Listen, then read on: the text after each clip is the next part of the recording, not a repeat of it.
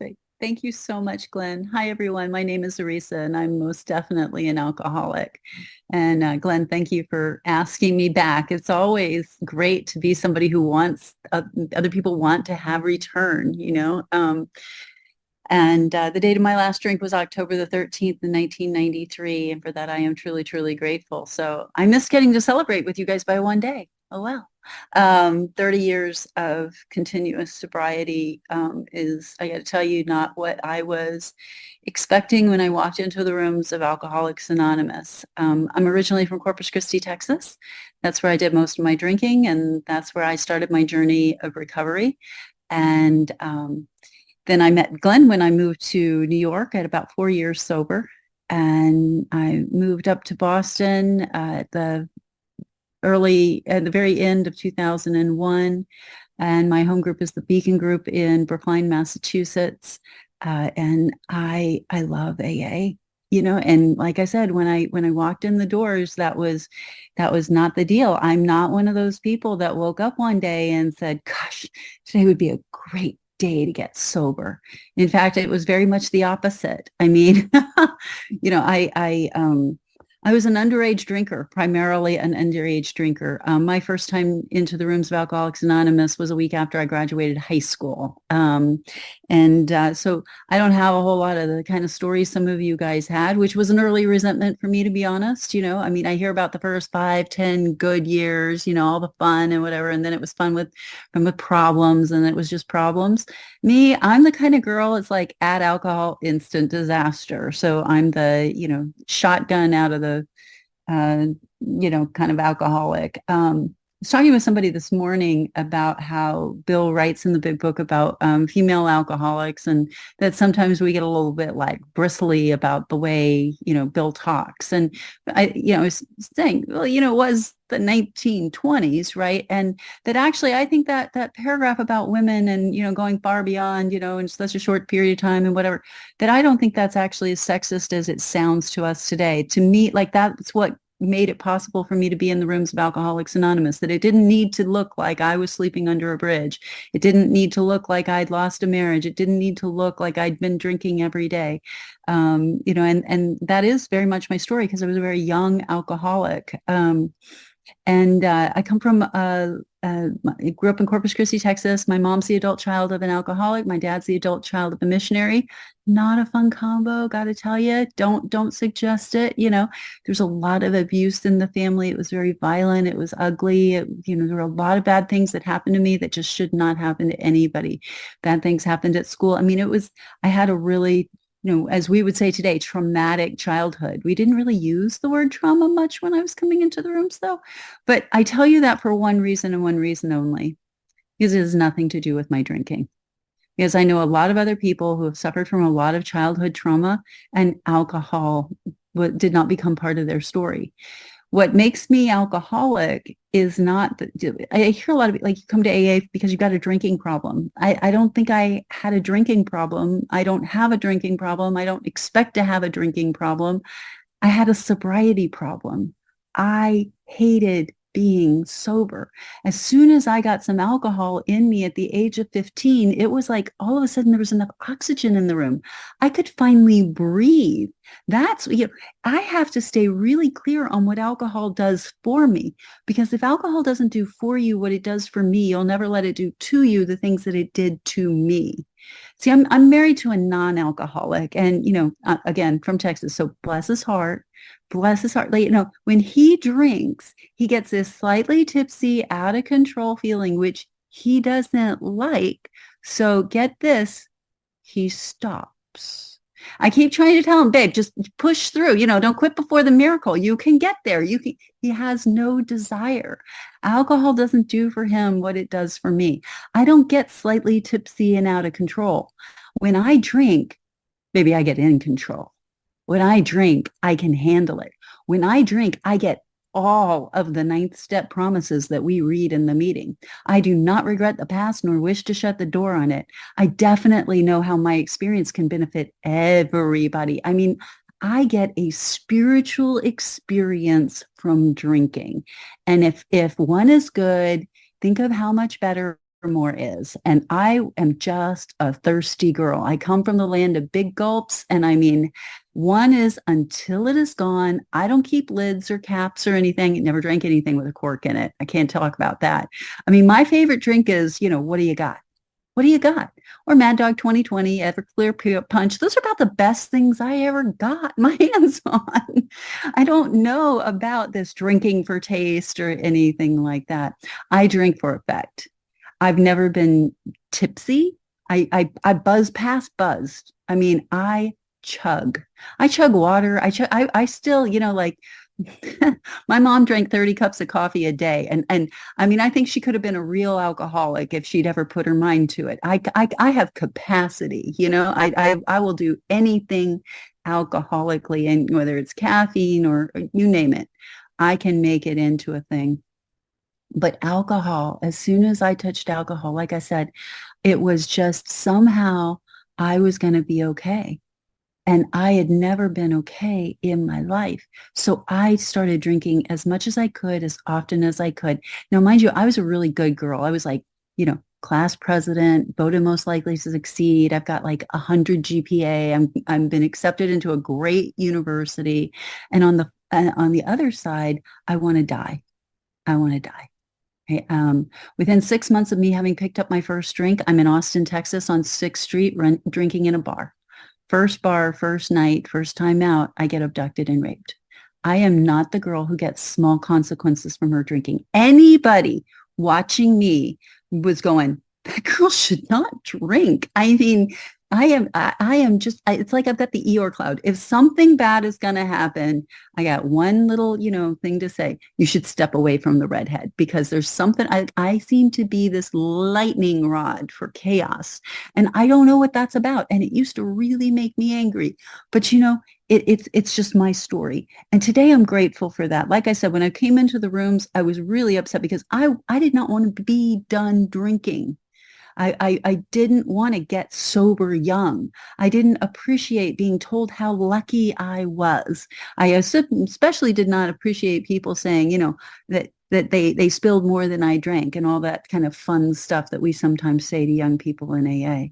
And I was fortunate enough to get to an AA meeting that I very lovingly called a very fundamentalist meeting of AA. I was not like I said, my first time. I was 18 years old, and then it was a small little group. They didn't really explain much about AA. Nobody offered to sponsor me. They told me to buy a big book. I didn't read the doctor's opinion. I asked them, how do you stay sober and go to college? And they said, you can tell them you're allergic. But I hadn't read the doctor's opinion, so I thought they were telling me to lie. Program rigorous honesty, just lie. Never crossed my mind to go to a meeting of Alcoholics Anonymous in Houston, Texas. Who knew they had AA in Houston, right? There was no internet. I got dropped off at a meeting of Alcoholics Anonymous, and they didn't give me the most important piece of literature that I think we have, which is the meeting list. The meeting list, because if you don't hear what you need to hear today, please go to another meeting, because there are lots of meetings of Alcoholics Anonymous, and big part of why we tell our stories is so that others can identify and find their way into the room. One of the most misquoted things I think we say in AA is, I'm going to tell you what it was like, what happened, and what it's like now. But it's life. And that's not the deal here. What I was like, what we were like, what happened, and what I am like now, that's the deal. I've changed. I am a girl who, no matter what problem, no matter what opportunity, I drank. And today, no matter what's going on, I don't have to anymore. That when I got back to the rooms of Alcoholics Anonymous, and I walked into this meeting where people were carrying these really big books, and they told me that I needed a sponsor, and they assigned me one. And they told me that I should have a service position. Down in South, we called them commitments. And here in Boston, we call them jobs. I like commitment better, but that's whatever. So my first commitment in AA was washing ashtrays. And my first sponsor had 2 months of sobriety. 2 months. I mean, I joke a lot. Like, I don't think it was more than a page or two ahead in the big book, but she was a chronic relapser, and she was back, and she was working on her amends and they knew that if she didn't start helping somebody, she was going to drink again. So they gave her me. I mean, how much could she screw up, right? I mean, how bad could it be? How likely was it that the 21-year-old was going to stick around. See, when I walked into the rooms of Alcoholics Anonymous, they were very clear. I came to AA to fix me. And they said, honey, if you would just stop, your life would get better. You've been trying to fix you your whole life. And I had, ever since especially since I was in AA that first time, I started doing the things that we did. I didn't realize I'd made a geographic by going to college. I started taking religion classes because I liked what you guys talked a little bit about, with the God thing, right? So I'm taking religion classes. I'm chanting with the Hare Krishnas. I'm doing yoga and Pilates. I can put my legs behind my head. I am vegan. I mean, I am doing whatever it takes. I'm going down to Brazil. I'm paddling up the Amazon. I'm swimming with piranhas. I am going to find God. He's lost. I know it. I'm going to save him, I guess. I don't know. But no matter what I did, I thought that I thought that if I was far enough away from my father, if I ran away from those problems, that I wouldn't need to drink. I thought that if what had happened to me had happened to you, you'd drink too. I really believed that. I thought that it was the circumstances in my life. I thought what it was like, if it changed, I wouldn't need to drink. And what I found out from you guys is that it keeps happening. Life is still really lifey no matter what. And so when I walked into what became my first home group, and they helped me to understand that what needed to change was me, that the problem was actually not alcohol. It was the redhead in the mirror, right? That very first sponsor, she told me, she said, I think if you don't work the steps that you will drink again. And my first trip through the steps was really imperfect. I mean, she told me to do all kinds of nutty things. Like I had to go to her house and play canasta. I've got no idea what that's got anything to do about with sobriety, except for I was willing to take direction from somebody else, even when I didn't understand it and I didn't agree with it. My first commitment was washing ashtrays, and I didn't smoke, and I didn't understand what that had to do with sobriety. And what that woman taught me were things like, when your sponsor says jump, the only question you get to ask is, exactly how high would you like that?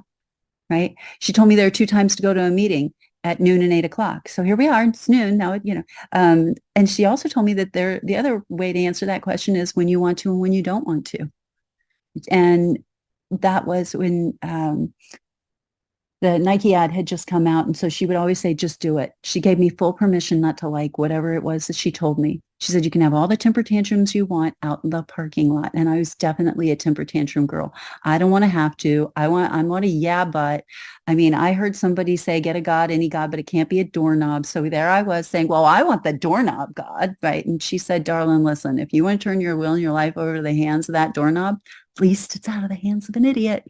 I was very, very fortunate to walk into a group where they taught me how to laugh at myself. They gave me the space and the grace to be truly human. When they talk about perfection, they made it very clear that we are supposed to be reaching for perfection, and that human beings are deeply, deeply imperfect. So to be a perfect human being means to screw up a lot. Few decades back, I read something that said that a spiritual person makes about 600 mistakes in a day.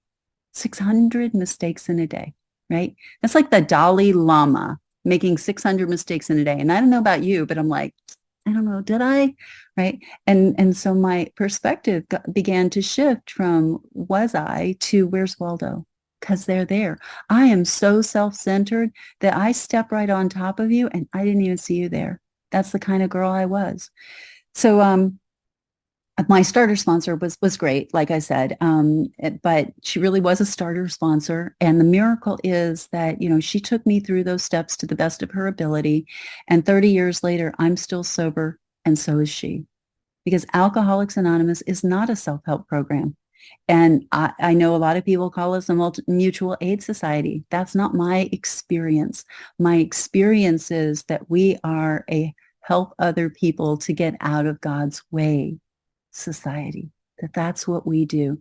That if I'm not working that 12th step, then something's really wrong. We talk a lot about the first step in Alcoholics Anonymous, but the truth is the majority of our book is actually, the largest section is focused on step 12. My journey didn't begin with the first step. It began with the 12th step in somebody else's heart. And it wasn't until I began really trying to work that 12th step myself that I began to really feel that new freedom and that new happiness that we talk about.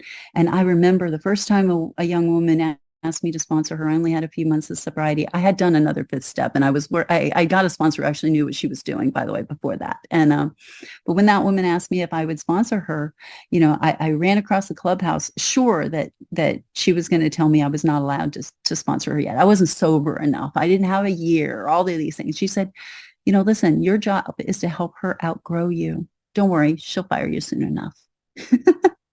And when I got to do another inventory with my first real sponsor who really understood the book and understood what inventory was, that was a huge turning point for me, that I sat down. I thought that the fourth step was going to be all about, well, I've been blaming my father. I've been blaming all these other people for all of my problems. And now I have to take all of the blame. I really thought that's what it was about. And I sat there and I talked to her about, that I resented my father because he abused me, because he dragged me down the stairs by my hair, because he ripped my clothes off in public, because he did all of these, whatever horrible things. And that what I did was I antagonized him. And she said, no, time out. That's not what we're talking about. You were a child. You can't do anything to deserve that. What we're talking about is, how are you using it today?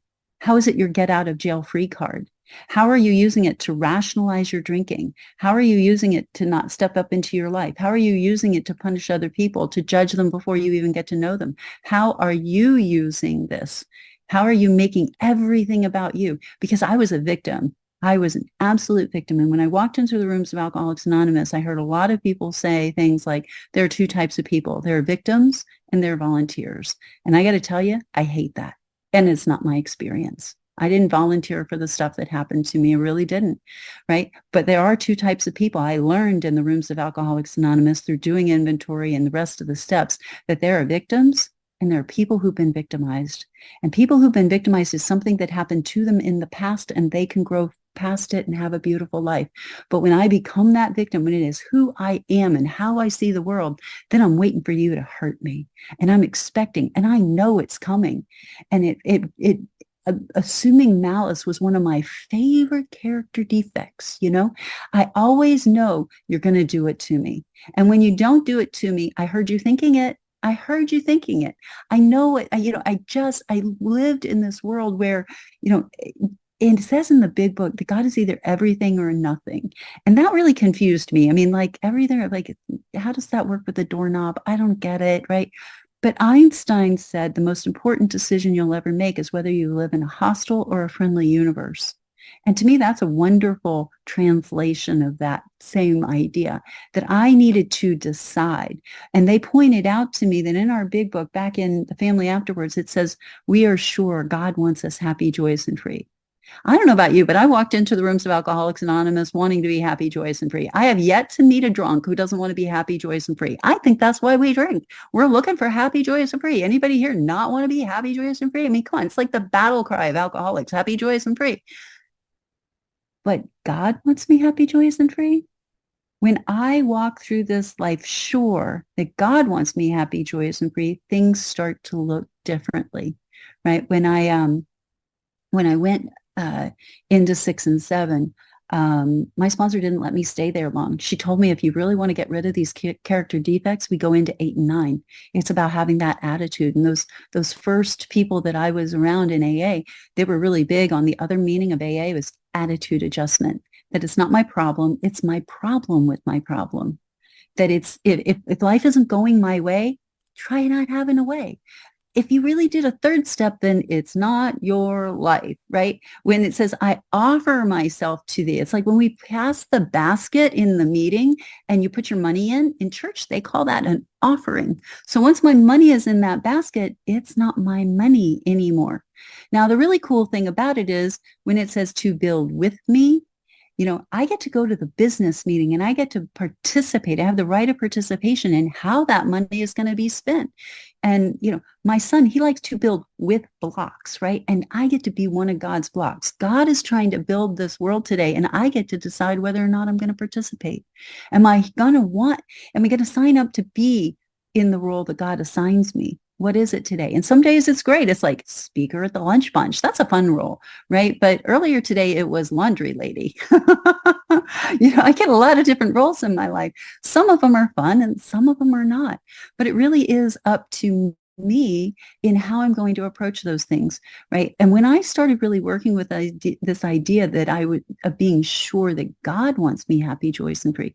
See, I had this idea of a God where he was up there going, get the redhead, get the redhead. God had, the Eeyore cloud, like it's just raining on me. Like you guys get parking spaces, you guys get all this good stuff. Like I really like the woman that I got sober with. There's one of they're just the two of us left from the group that I originally got sober with, and I was talking with her the other day because we both just celebrated 30 years. And boy, her God was always joking, and he gave her parking spaces and all this stuff, and I hated her. I mean, it just made me crazy because I did not have that God. My first God was the group of drunks in good orderly direction. And when my sister said things like, oh, darling, now I'm praying for you, I felt like somebody had just thrown up on me. I did not want your God. And you guys made it really, really clear that it didn't have to be like that. But that good orderly direction would take me quite a ways. But it was through making my amends, when I went out and for the first time, see, my idea of, I'm good at apologizing. I was young and I was cute and I could get you to forgive me, no problemo. I'm good with that. Just a couple of hair flips and, whatever, and I could get off the hook. I was a slippery little one, right? And that's what I thought apologizing was all about, get you to let me off the hook.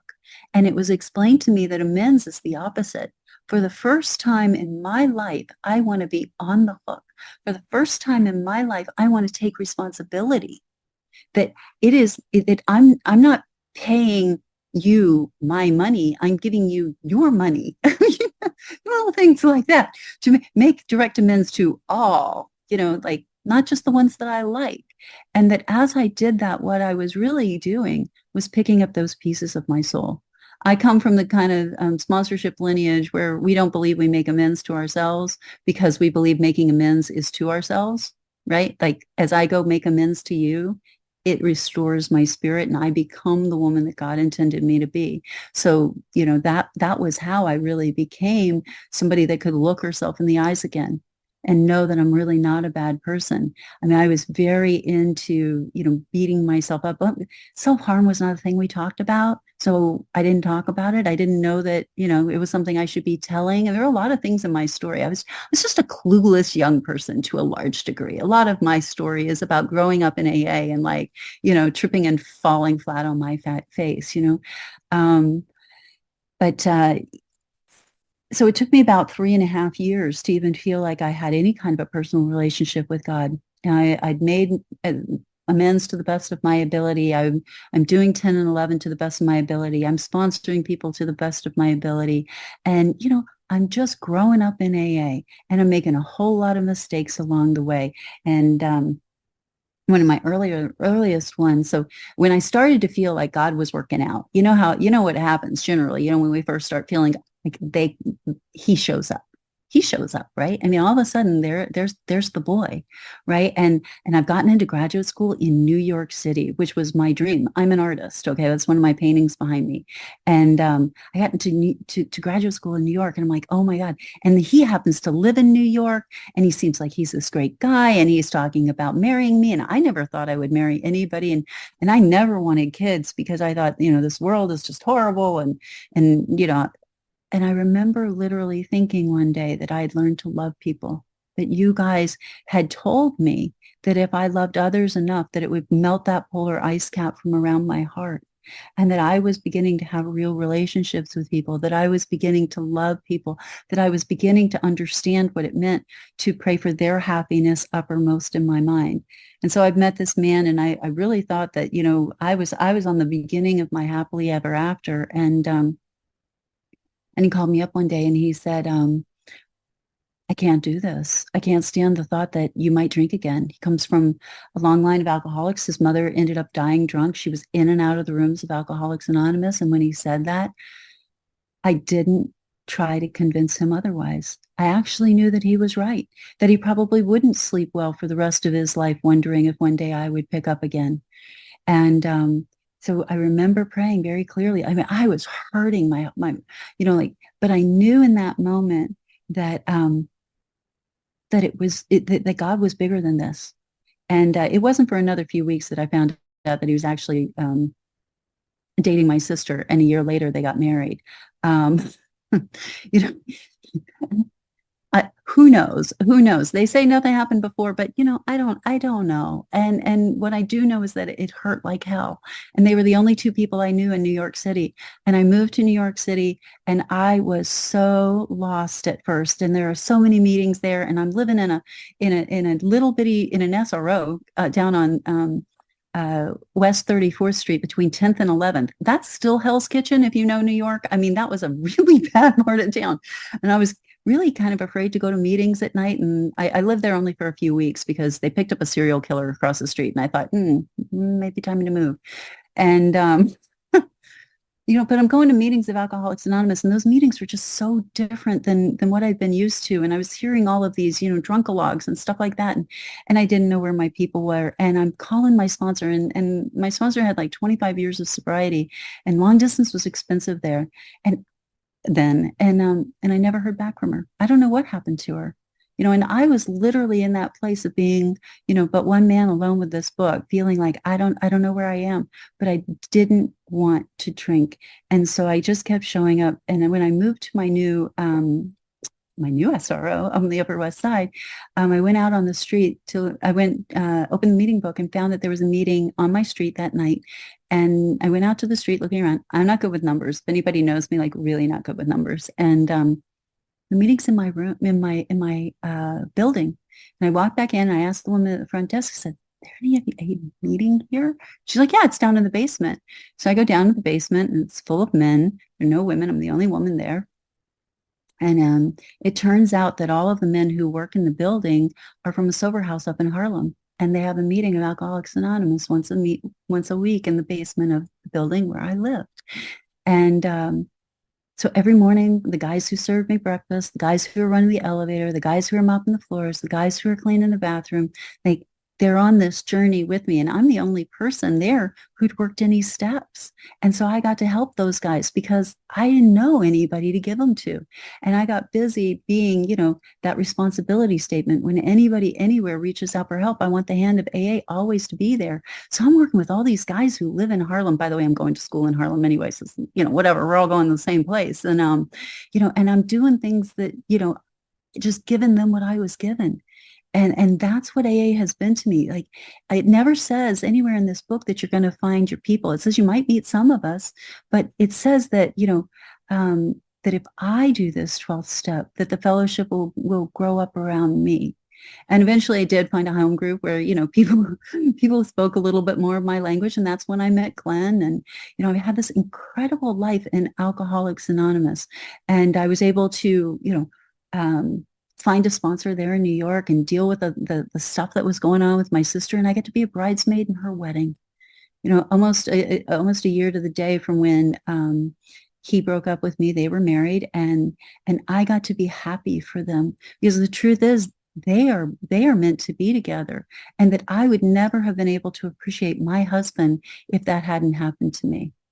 That's the reality, that I was able to look at the inventory and recognize that somebody had been trying to set me up with this gentleman for a couple of years. And I kept saying, no, no, no. I even told my sister I thought he liked her. And then one day I just said yes. So, yeah, maybe I made some mistakes along the way. Maybe it was more about what I thought I wanted than what was actually going on. Can I be honest about that and humble and say I was wrong?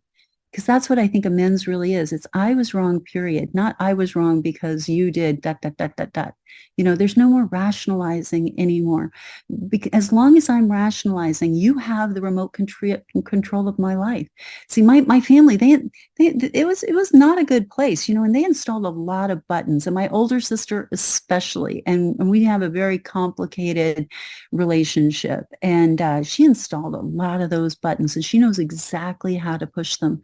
But I was taught that could give me the wire clippers, that it was my responsibility to rewire those buttons so that when they come pushing, I don't just start doing whatever it is they want me to do.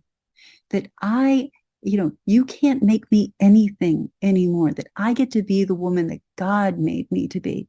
And that when life shows up, I get to choose how I'm going to walk forward if I'm holding God's hand. So you guys taught me about what I like to call spiritual alchemy.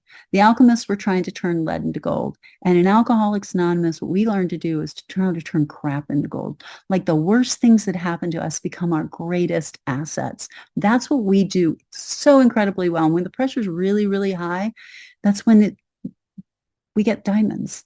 Right. And that's what you guys have told me, that I never have to do anything alone, that whenever I am disturbed, the problem is within me.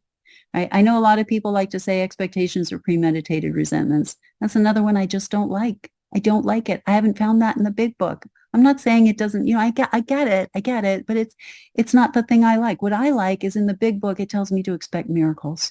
That if I am doing certain things, if I am trusting, relying upon God, that I can expect God to show up large and in charge. Don't you tell me what my God can't do. Don't tell me about that. I was, like I said, in graduate school for art, and about 3 months before my thesis show, I was up in Massachusetts, and somebody shot a bottle rocket through the window on the 4th of July, and all of my paintings that I've been working on for 2 years went up in smoke. Now, I paint with fire, just so you know. Fortunately, I was out of state, so the fire marshal, I was not really, I was initially a suspect, but I was not in the state at the time, so they was off the hook. But it was in this beautiful old stone abbey, and the building was fine. So when we were allowed to go in, I went in with a member of Alcoholics Anonymous, and she looked at me and she said, this didn't happen to you, right? And for the first time in my life, I did. I knew fires just happen. You see, when we start saying, why me, what we're really saying is somebody else ought to get it. That's selfish. That's self-centered. If I don't want to be the alcoholic, who am I going to give it to? My daughter, my husband, my mother, my best friend. Fire shouldn't happen to me. Who should it happen to? Glenn or Bob or Lorraine? Who? Right? If I don't want the problems that I have, somebody's got to have them. And what I have noticed is that God always gives me what I need to change those problems into blessings. It says, that we're supposed to avoid the deliberate manufacture of misery, but when problems come, I'm supposed to cheerfully let God demonstrate his omnipotence through me. And instead of being traumatized by that experience, for a girl who works with fire to walk into the room and see how the fire had gone up the walls and the light fixtures the clock literally could have been taken right out of a Dali painting. It was unbelievable. And I didn't feel traumatized. I felt inspired, and my work got better. And I'm the only one that was in that studio who graduated on time, because that's the power of God in me. I mean, I am literally, like, my whole work is about how do you take a negative and turn it into a positive? How do you embrace the chaos and find what's beautiful in it? Like, that's what I do. So, hey, where are your feet going? Because there's a whole lot of talk in Alcoholics Anonymous and in the world, but are you actually doing it? My hope is that my life could be a silent movie, that you would be able to tell what I feel, what I believe by what I'm doing today. And David and I moved up to Boston not that long after 9/11. His industry had imploded, and, we were in the middle of all that. He worked next door. My art studio was in the cordoned off area. We lost friends. And, what I got to see was the hope that came out of that, like people pulling together and really loving each other. And I don't think it needed to happen. I'm not one of these people that believes that everything happens for a reason, but I do believe that nothing is wasted in God's world, that those of us who were there became better people because we choose to be, that the God in me has been there all along. When I was in the bottom of that closet as a little girl being dragged out and knowing that it should not be this way, it wasn't and I was praying for God to save me. It's not that, and it looked like God didn't save me. I think what God did was save my heart, that I knew it shouldn't be this way, that I knew that things could be different. I think when I started talking to my sponsor about why isn't God doing something about these problems, my belief today is that he is. He sent you and he sent me. And that one person at a time, one day at a time, we can make this world a better place. That there's something inside of us that says, not on my watch, that I care, that I will rearrange my day. I will make your needs and your desires a priority in my life. And Darwin would say that's not in our best interest. But that's what you guys have taught me in Alcoholics Anonymous, that if I love you enough, that I will be okay. And when my children were born and they were both really sick, and people told me, that listen, a lot of kids like my children, they didn't used to live, and that I was just going to have to accept a lot of the stuff that was going on. And my son couldn't walk, he couldn't talk, he couldn't eat anything. They were allergic to everything. The only thing that they could eat, Rafe was on a hypoallergenic formula until he was 4, except for he could eat like one thing that my daughter was deathly allergic to. So whenever I'm feeding them, I'm sitting in between them with an EpiPen, right? And people are telling me that there's nothing I can do. And all I kept thinking was, you don't know my God. You don't know my God. Right. And I chased every rainbow, not because I believed they had to be able to get better, but because I knew that that's what we do here, that we believe in a God that's bigger than anything, and that it's not about solving the physical problem. It's about not feeling like a victim, that it doesn't matter what is happening to me. It's how I feel about it. And that they needed to see that they were loved and they weren't less than. And the miracle is that, they did get to the other side of most of that stuff. My son is an Eagle Scout today. He climbs mountains. He's on the debate team. He's a senior in high school and he's a national merit finalist. I mean, my daughter's a junior in college at a pretty good school. And meaning she's at Harvard. That's a joke. Sorry. Some of you guys know that already. She's at Cambridge Community College. And, like they turned out quite fine. They got raised by Alcoholics Anonymous. They got raised to believe that there's no real problem except the one that centers in my mind, right? That this is what needs treatment more than anything else, right? You guys helped me to be the mother that they needed to be, the mother who could actually put their needs and wants ahead of herself and to work for those and to stay in the middle of AA. And they got raised in a herd of alcoholic women. And they traipsing through their house. When I wasn't available to do things, they showed up and took them to camp sometimes, or took them to doctors, or what could they do except see that the world cared about them?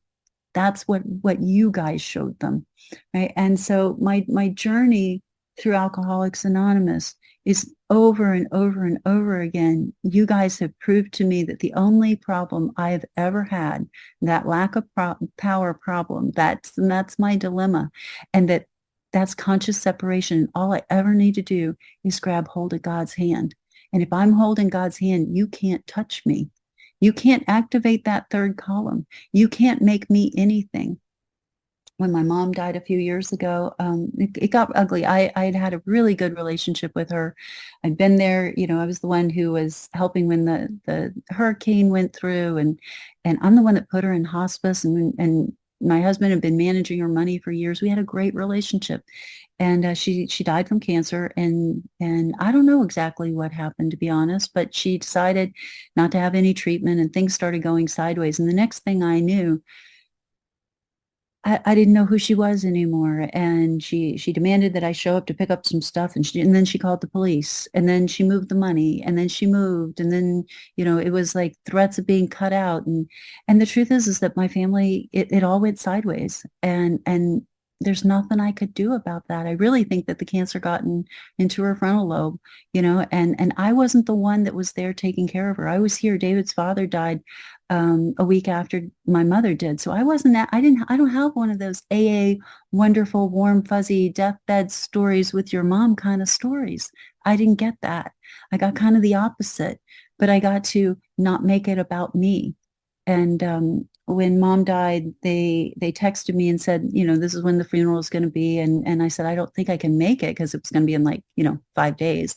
And I said, my father-in-law is dying. And so, well, that would be too bad. And Charlie died on Thursday. So we were able to get on a plane on Friday to go to my mother's funeral. And that's when I found out that she died sooner than they had even told me, and that they didn't even have a seat for me. I guess they didn't really want me there. I don't know. But here's the thing.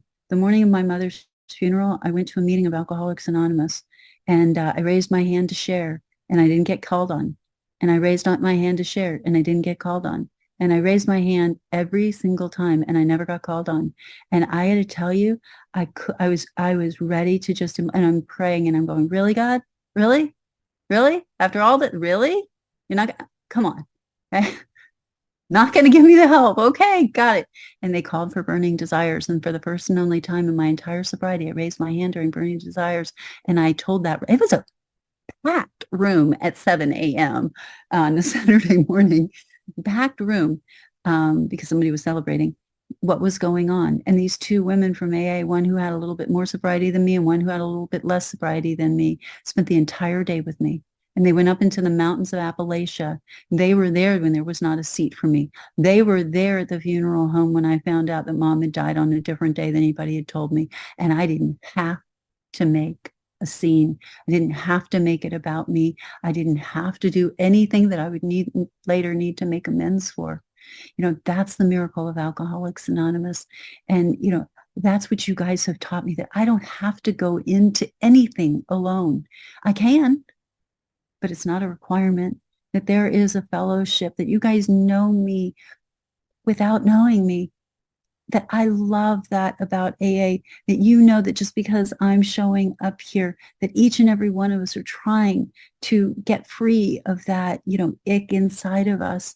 And I can walk with you the same way you walk with me. That's that circle around that triangle. That was the 12th step in their heart, even in my life, that many years into sobriety, that it doesn't matter because we still have alcoholism, not alcoholism, that I have a daily reprieve from this thing. And I give a lot of my time to Alcoholics Anonymous because I love my life. I like the effect produced. I've only found two things in my life that treat this chatter of the thousand monkeys in my head. And it's either a whole lot of alcohol or it's a whole lot of God. And the only way I ever figured out how to access that was through Alcoholics Anonymous. Because the truth is, AA doesn't tell me anything I didn't hear in church growing up, except I never got the directions on how to do it. How do you turn the other cheek? How do you forgive? How do you not, whatever it is, right?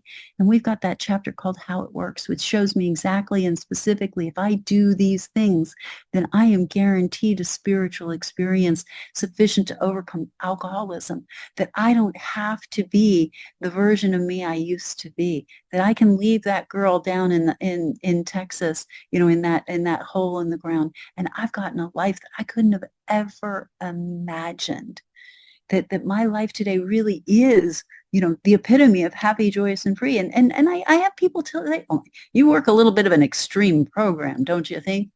Yeah, I guess I do. I mean, I work the program of Alcoholics Anonymous, if you want to call that extreme. I believe that that's, what this is about. But I also I always say, and I have extreme results. I have a life, that a girl like me should not have had, even if I hadn't had alcoholism. My life is beyond my wildest dreams. And it's not perfect. I found out last week that I'm going to have 2 major surgeries coming up. I'm going to basically have pretty much half my spine fused by the end of it. They're going to fuse my neck in a couple of weeks, and then they're going to fuse the bottom half of my spine. This will be my 3rd and 4th back surgeries. My first one was before 30. I'm was born with a lot of health problems, and it's not poor me. It's the miracle is that, see, I get to do this. I get to do this. And the surgeon is the husband of one of my best friends, and she was worried that it could hurt our friendship if things don't go well. And I said, the thing is that I never would have even talked to a doctor again about this because I never wanted to have another back surgery. And I'm going to end up, I mean, I have a lot of physical pain on a daily basis and migraines and all kinds of stuff. And in a few years, I'm not going to be able to walk if I don't do anything. And I told her, I said, you know what, if I end up a paraplegic, that's just fine. We're going to learn to play bridge and play chess, like I'm okay with that because you have taught me that it's not the condition of my life that makes my life beautiful. That, I get to have this life today. When I went in for my last back surgery, Rafe was really little and he said, Mama, what are we going to do if you die? And I couldn't lie to him because you can't promise that you're going to be okay, right? But what I did know in my heart is that he got more love from me in those few short years than I had ever felt from my family. And I had to know that God and Alcoholics Anonymous were going to take care of him no matter what. I am 30 years past my expiration date, and I am doing everything I can to not miss my life. To not miss my life. I have so many beautiful opportunities. The man that I'm married to, you know, I, I almost missed it. I almost missed it. I mean, I met him on a Thursday evening after going to a meeting on the Upper West Side with my sponsor. And earlier that day, she had said to me, you know what your problem is? Your problem is every time a guy tries to talk to you, you just run the other direction. And I told her, I don't know what you're talking about. I go on plenty of dates, And then that night, I'm sitting there reading my book alone. And the waitress, who I knew quite well, said, the man at table 33 wants to buy you a drink. Now, I've never had a drink bought for me because, got sober. So I just automatically, like, well, tell him no. And then I found myself wanting to run. And the truth is that the only reason I stayed is because her words came back to me. And I decided, and I didn't know amends to the guy, whoever he was, but I did want to change. That I wanted to grow into the person that my sponsor was telling me that I could be. And so I stayed. And we ended up having a cup of coffee that night. And we got married 18 months to the day from when we met on October 29th. And it was an AA kind of a wedding, right? And he is in the middle of Alcoholics Anonymous, and he's not one of us. He heard me tell my story for the first time when I knew him for 2 weeks. He came and heard me speak at a YPA for an hour, right? And I'm like, okay, you're either going to run or you're not.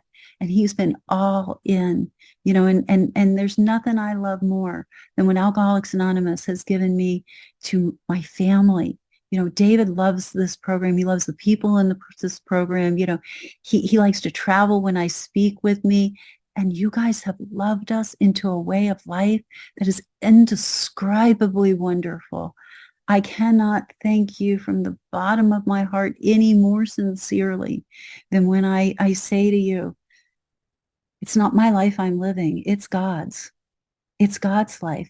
If God wants me in a wheelchair, I will happily be in a wheelchair. I'm sure you're going to have to remind me of that from time to time if that happens, though.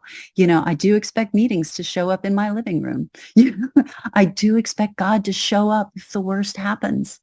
Because if the worst happens, you guys are the ones who help me roll up my sleeve and squeeze those lemons and remind me that there's always enough sugar for God to make anything sweet, because I'm a temper tantrum girl.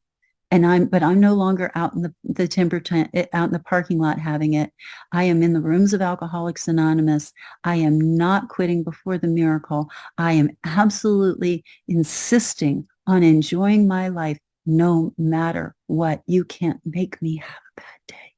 You can't make me be the woman I was before I walked into the rooms of Alcoholics Anonymous. I choose to be the woman that God has brought to this place. I love you so much. Glenn, thank you for the opportunity to be with you. God bless you. Have a beautiful day. Don't make other plans.